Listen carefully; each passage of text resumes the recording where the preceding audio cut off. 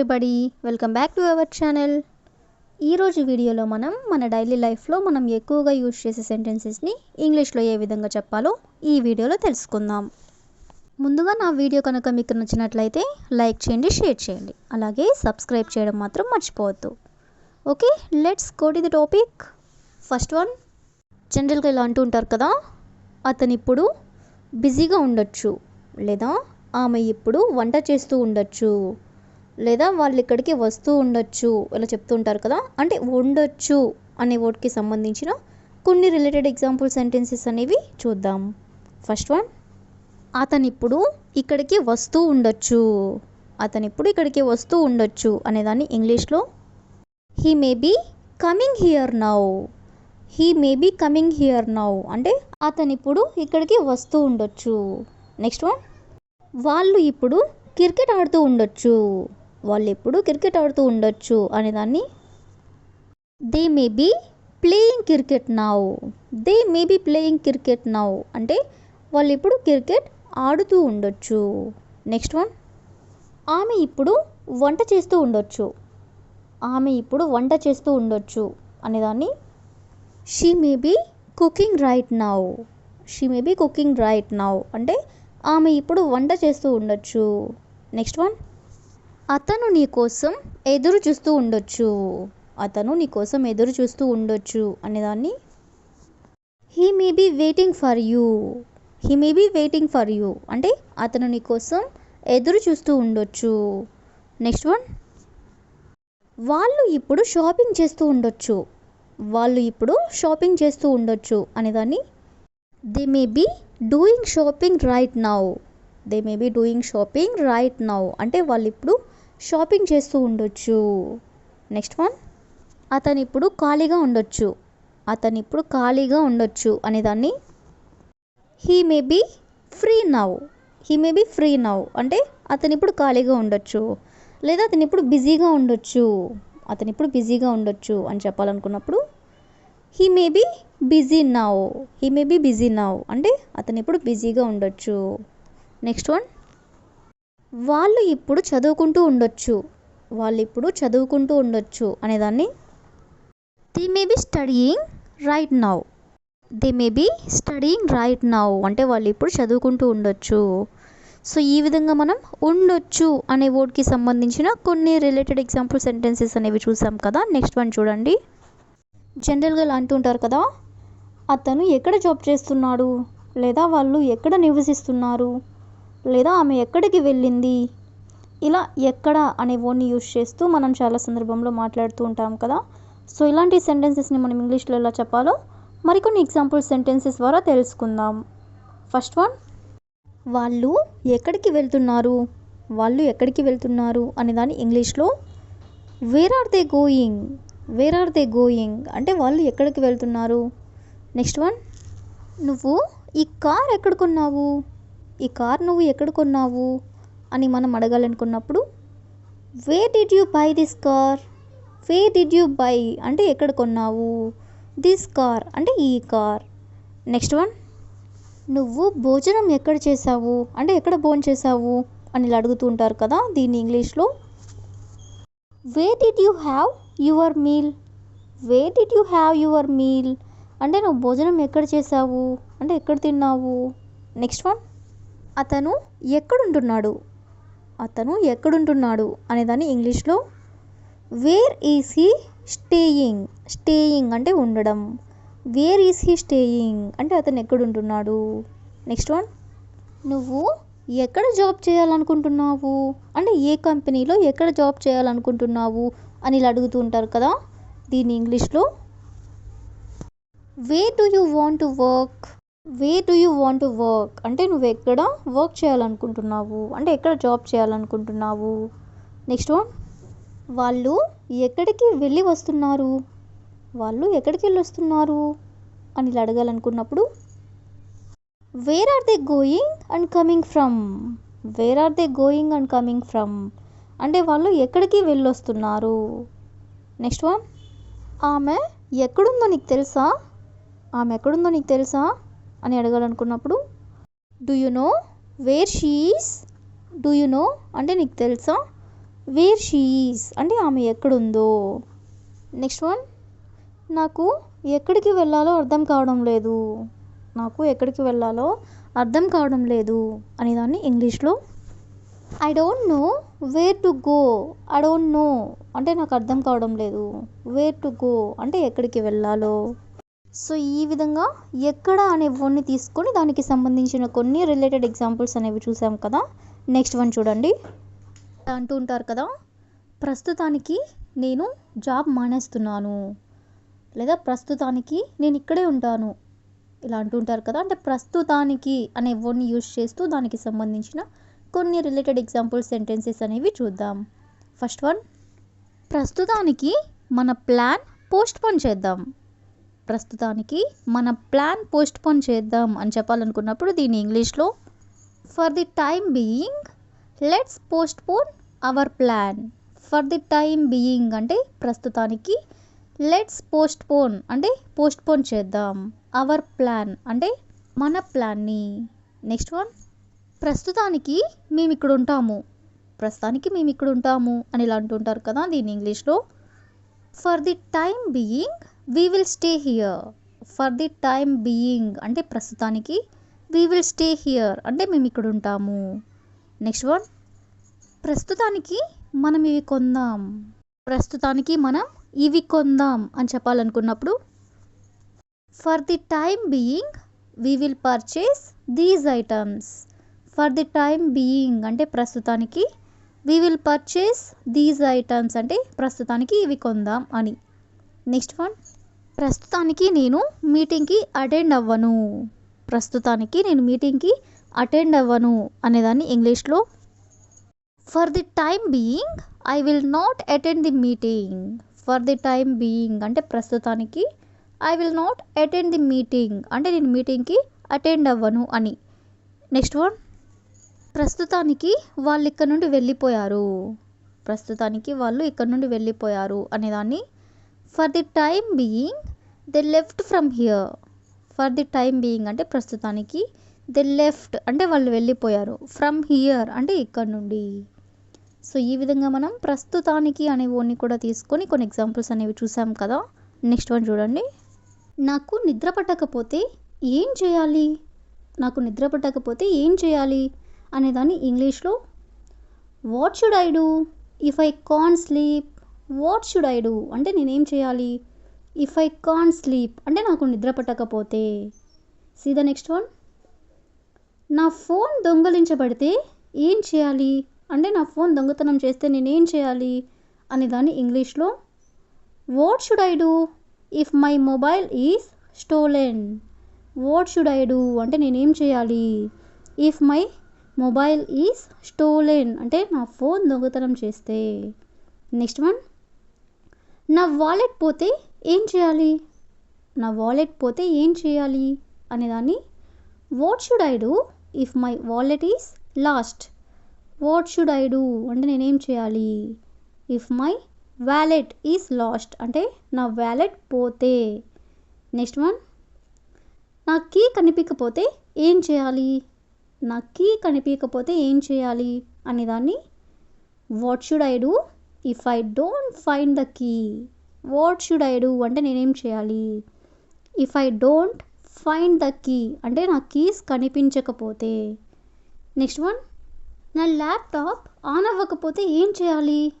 నా laptop on అవ్వకపోతే ఏం చేయాలి అనేదాన్ని what should I do if my laptop is not turning on. What should I do నేనేం చేయాలి if my laptop is not turning on అంటే నా ల్యాప్టాప్ ఆన్ అవ్వకపోతే. నెక్స్ట్ వన్, నేను డబ్బు సంపాదించకపోతే ఏం చేయాలి. నేను డబ్బులు సంపాదించకపోతే ఏం చేయాలి అనేదాన్ని what should I do if I don't earn money. What should I do if I don't earn money అంటే డబ్బులు సంపాదించకపోతే ఏం చేయాలి. నెక్స్ట్ వన్, దాని గురించి ఆలోచించకపోతే నేనేం చేయాలి. దాని గురించి ఆలోచించకపోతే నేనేం చేయాలి అనేదాన్ని what should I do if I don't think about this. What should I do అంటే నేనేం చేయాలి if I don't think about this అంటే దాని గురించి ఆలోచించకపోతే. సో ఈ విధంగా మనం వాట్ షుడ్ ఐ డూ అంటే నేనేం చేయాలి అనే వర్డ్కి సంబంధించిన కొన్ని రిలేటెడ్ ఎగ్జాంపుల్స్ అనేవి చూసాం కదా. See the next one. ఈసారి అతను మరింత జాగ్రత్తగా ఉండాలి అంటే ఈసారి ఇంకొంచెం జాగ్రత్తగా ఉండాలి అని మనం ఎవరికైనా చెప్పాలనుకున్నప్పుడు he was even more careful this time. He was even more careful this time అంటే ఈసారి అతను మరింత జాగ్రత్తగా ఉండాలి. See the next one. ఈ ఆట స్నేహితులతో మరింత సరదాగా ఉంటుంది. ఈ ఆట స్నేహితులతో మరింత సరదాగా ఉంటుంది అని చెప్పాలనుకున్నప్పుడు this game is even more fun with friends. This game is even more fun with friends అంటే ఈ ఆట స్నేహితులతో మరింత సరదాగా ఉంటుంది. See the next one. విరామం తర్వాత నాకు మరింత అలసిపోయినట్లు అనిపించింది. విరామం తర్వాత అంటే బ్రేక్ తర్వాత నాకు మరింత అలసిపోయినట్లు అనిపించింది అని చెప్పాలనుకున్నప్పుడు after the break I felt even more tired. After the break అంటే విరామం తర్వాత, I felt even more tired అంటే నాకు మరింత అలసిపోయినట్లుగా అనిపించింది. See the next one. ఆమె పరీక్షకు ముందు మరింత చదివింది అంటే పరీక్షకు ముందు మరింతగా చదివింది అనేదాన్ని ఇంగ్లీష్లో she studied even more before the exam. She studied అంటే ఆమె చదివింది, even more before the exam అంటే పరీక్షకు ముందుగా మరింత చదివింది అని. See the next one. ఈ సినిమా మరింత ఆసక్తికరంగా ఉంది అంటే మరింత ఇంట్రెస్టింగ్గా ఉంది అని చెప్పాలనుకున్నప్పుడు this movie is even more interesting.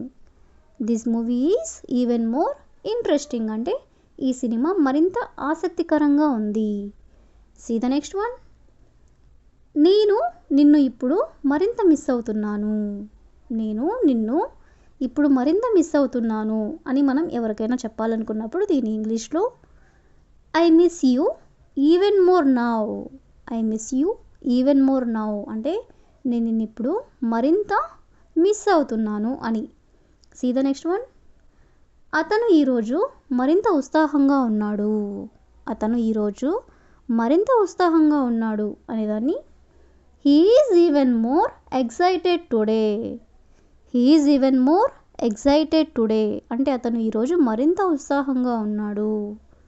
See the last one. తన మొదటి తప్పు తర్వాత ఆమె మరింత ప్రయత్నించింది అంటే మొదటి తప్పు తర్వాత మరింత ప్రయత్నించింది, ఇంకొంచెం ట్రై చేసింది అని చెప్పాలనుకున్నప్పుడు she tried even more after her first mistake. She tried even more after her first mistake అంటే మొదటి తప్పు తర్వాత ఆమె మరింత ప్రయత్నించింది అని. సో ఈ విధంగా మనం మరింత అనే వర్డ్కి సంబంధించిన మరికొన్ని ఎగ్జాంపుల్స్ అనేవి చూసాం కదా. See the next one. మొహమాట పడకుండా మీ ఆలోచనలను షేర్ చేయండి. మొహమాట పడకుండా మీ ఆలోచనలను షేర్ చేయండి అనేదాన్ని ఇంగ్లీష్లో feel free to share your ideas. Feel free అంటే మొహమాట పడకుండా, టు షేర్ యువర్ ఐడియాస్ అంటే మీ ఆలోచనలను షేర్ చేయండి. See the next one. మొహమాట పడకుండా మళ్ళీ ప్రయత్నించండి, మళ్ళీ ట్రై చేయండి అని ఇలా చెప్తుంటారు కదా. దీన్ని ఇంగ్లీష్లో feel free to try again. Feel free to try again అంటే మొహమాట పడకుండా మళ్ళీ ప్రయత్నించండి. See the next one. మొహమాట పడకుండా అతనికి తెలియజేయండి. మొహమాట పడకుండా అతనికి తెలియచేయండి అనేదాన్ని feel free to let him know. Feel free to let him know అంటే మొహమాట పడకుండా అతనికి తెలియజేయండి. See the next one. మొహమాట పడకుండా సహాయం కోసం అడగండి. మొహమాట పడకుండా సహాయం కోసం అడగండి అనేదాన్ని feel free to ask for help. Feel free to ask for help అంటే మొహమాట పడకుండా సహాయం కోసం అడగండి. See the next one. మొహమాట పడకుండా నాకు తర్వాత కాల్ చేయండి. మీరు మొహమాట పడకుండా నాకు తర్వాత కాల్ చేయండి అని ఇలా చెప్తూ ఉంటారు కదా. దీన్ని ఇంగ్లీష్లో feel free to call me later.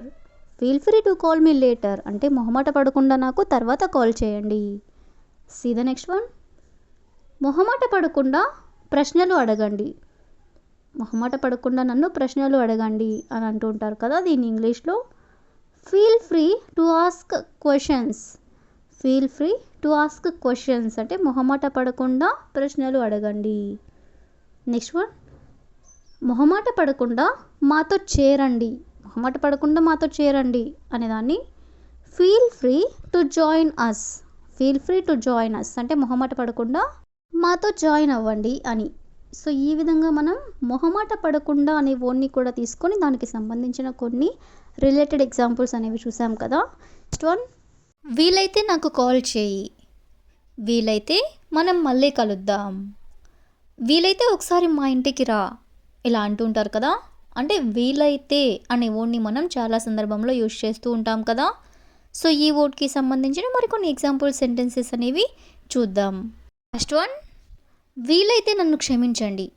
వీలైతే నన్ను క్షమించండి అని ఇలా అంటుంటారు కదా, దీన్ని ఇంగ్లీష్లో if possible please forgive me.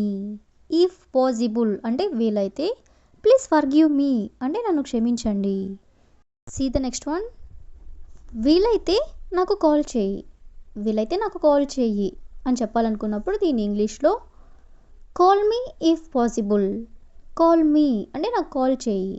If possible అంటే వీలైతే.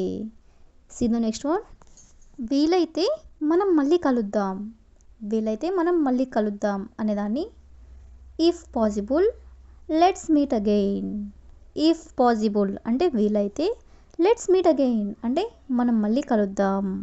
సీ ద నెక్స్ట్ వన్, వీలైతే అతన్ని ఇక్కడికి రమ్మనండి. వీలైతే అతన్ని ఇక్కడికి రమ్మనండి అనేదాన్ని if possible ask him to come here. If possible అంటే వీలైతే, ask him to come here అంటే అతన్ని ఇక్కడికి రమ్మనండి. సీ ద నెక్స్ట్ వన్, వీలైతే నేను అక్కడికి వెళ్తాను అంటే నాకు కనుక వీలైతే నేను అక్కడికి వెళ్తాను అని చెప్పాలనుకున్నప్పుడు if possible I will go there. If possible అంటే వీలైతే, ఐ విల్ గో దేర్ అంటే నేను అక్కడికి వెళ్తాను.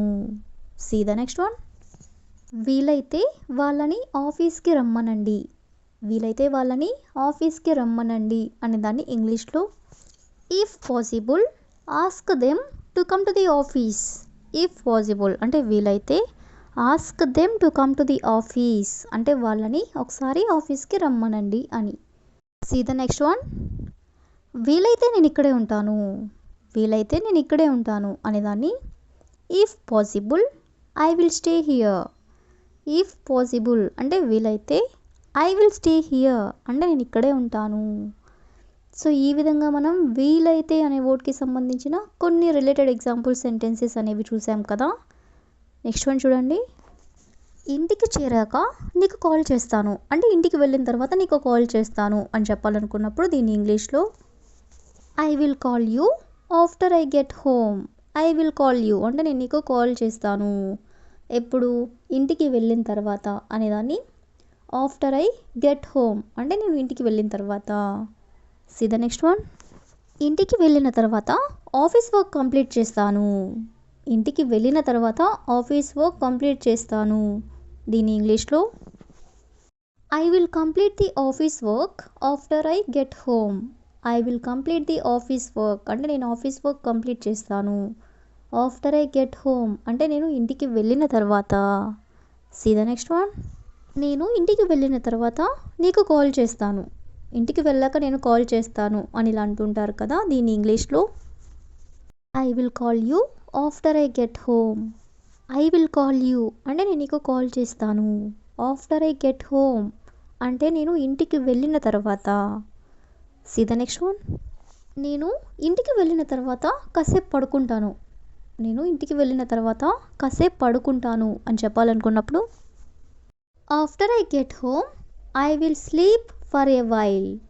ఆఫ్టర్ ఐ గెట్ హోమ్ అంటే నేను ఇంటికి వెళ్ళిన తర్వాత, ఐ విల్ స్లీప్ అంటే నేను పడుకుంటాను, ఫర్ ఏ వైల్ అంటే కాసేపు పడుకుంటాను అని. సీ ద నెక్స్ట్ వన్, నేను ఇంటికి వెళ్ళిన తర్వాత భోజనం చేస్తాను. ఇంటికి వెళ్ళాక భోజనం చేస్తాను అంటుంటారు కదా, దీన్ని ఇంగ్లీష్లో I will eat after I get home. I will eat అంటే నేను తింటాను అంటే భోజనం చేస్తాను. ఆఫ్టర్ ఐ గెట్ హోమ్ అంటే ఇంటికి వెళ్ళిన తర్వాత.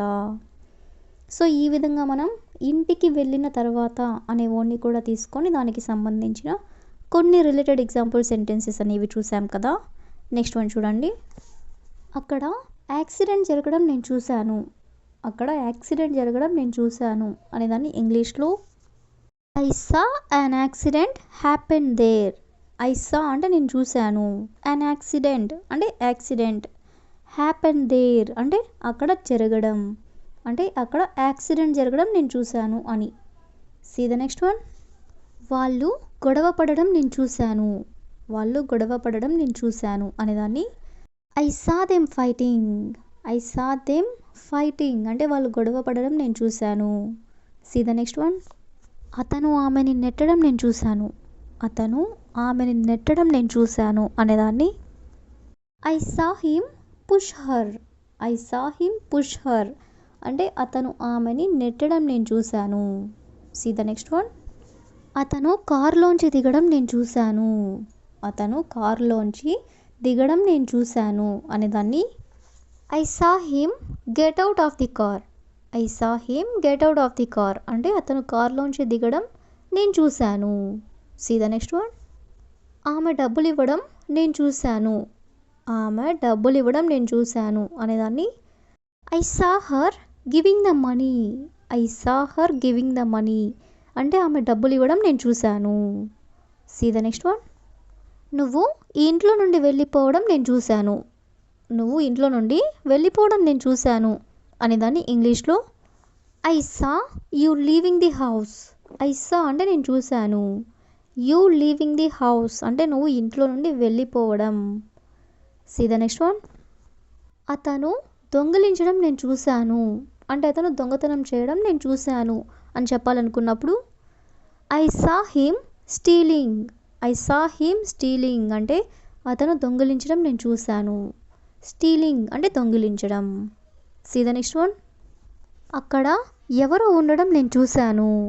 అక్కడ ఎవరో ఉండడం నేను చూశాను అనేదాన్ని I saw someone there.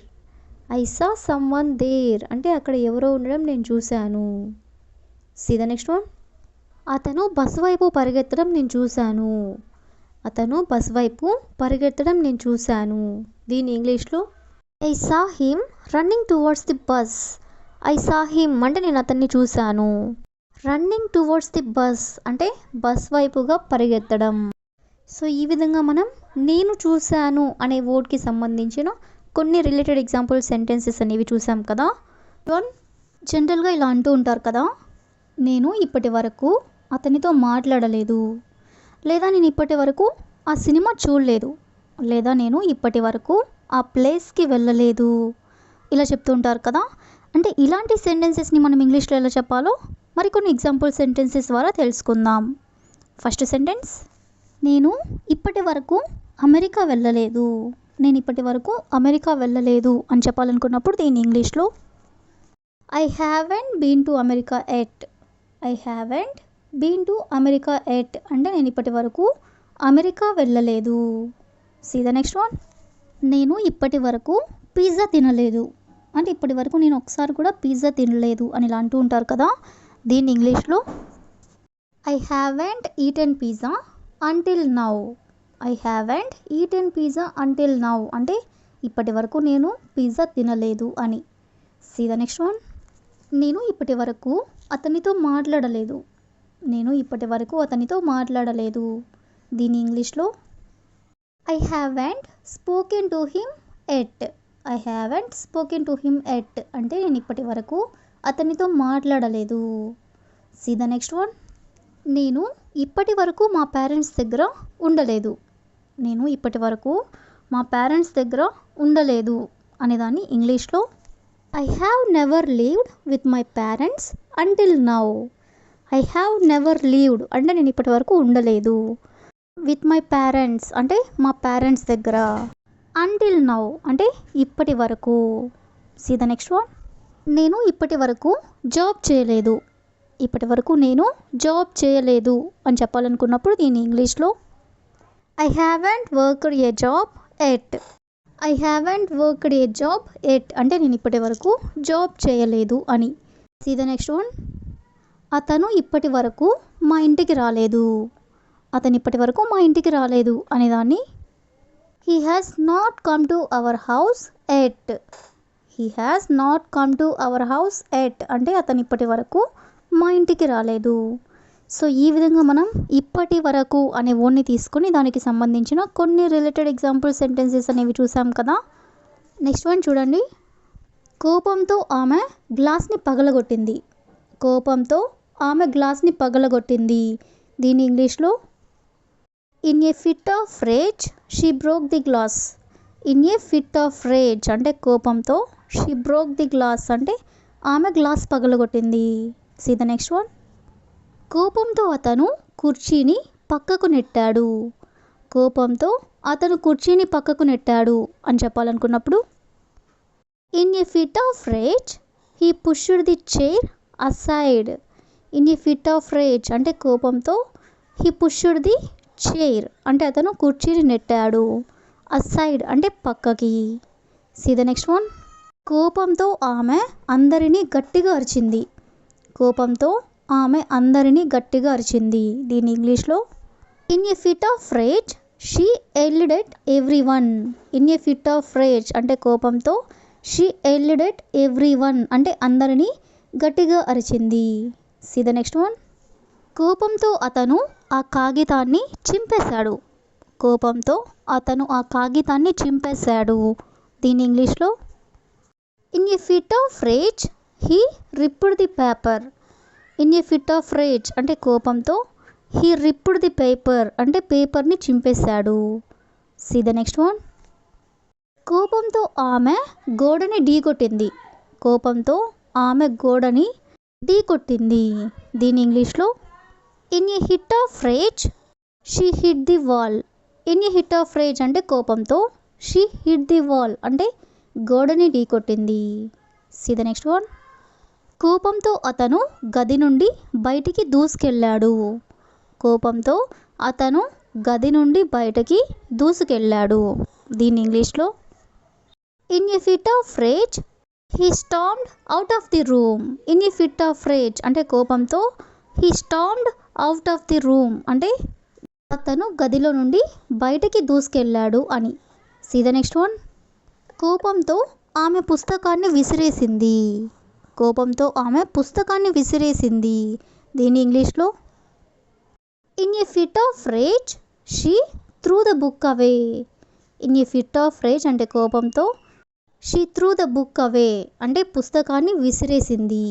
So ఈ విధంగా మనం కోపంతో అనే వర్డ్ని కూడా తీసుకొని దానికి సంబంధించిన కొన్ని రిలేటెడ్ ఎగ్జాంపుల్ సెంటెన్సెస్ అనేవి చూసాం కదా. నెక్స్ట్ వన్ చూడండి.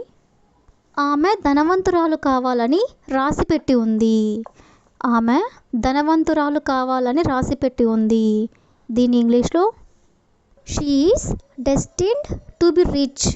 She is destined to be rich అంటే ఆమె ధనవంతురాలు కావాలని రాసిపెట్టి ఉంది. See the next one.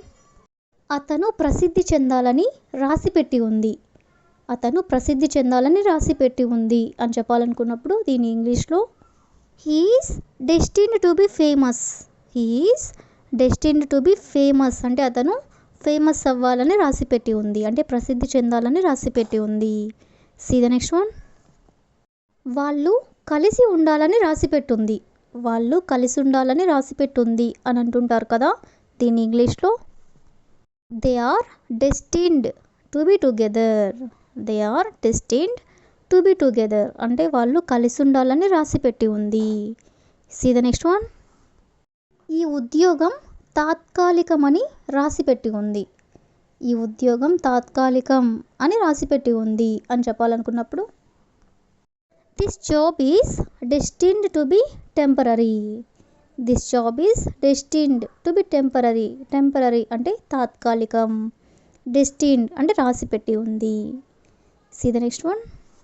ఆ రహస్యం బయటపడాలని రాసిపెట్టి ఉంది. ఆ రహస్యం బయటపడాలని రాసిపెట్టి ఉంది. దీని ఇంగ్లీష్లో the secret is destined to be revealed.